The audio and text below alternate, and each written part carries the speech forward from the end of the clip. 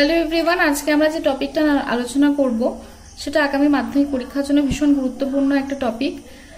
এটা দুরকম ভাবে প্রশ্নটা আসতে পারে। একটা হচ্ছে চার্লস এবং বয়েলের সূত্রের সমন্বয় সূত্রটি লেখো বা প্রতিষ্ঠা করো, আর একটা আসতে পারে প্রমাণ করো পিভি ইকুয়াল টু কেটি। তো চলো আজকে আমরা শুরু করছি চার্লস এবং বয়েলের সমন্বয় সূত্র। ধরি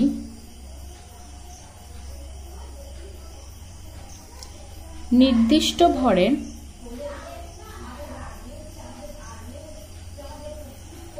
গ্যাসের আয়তন ভি, চাপ পি হলে বয়েলের সূত্রানুযায়ী আমরা কি লিখতে পারি? ভি প্রপোর্শনাল 1/p, অর্থাৎ গ্যাসের আয়তন তার চাপের সঙ্গে ব্যস্তানুপাতে পরিবর্তিত হয় যখন গ্যাসের ভর আর উষ্ণতা স্থির। এটা হচ্ছে আমরা বয়েলের সূত্র।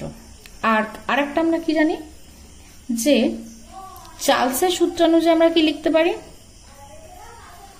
চার্লসের সূত্রানুযায়ী আমরা কি লিখতে পারি?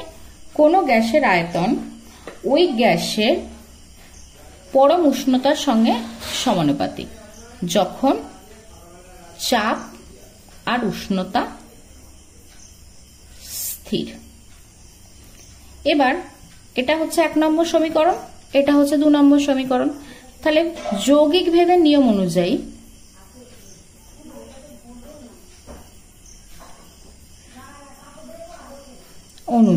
আমরা কি লিখতে পারি?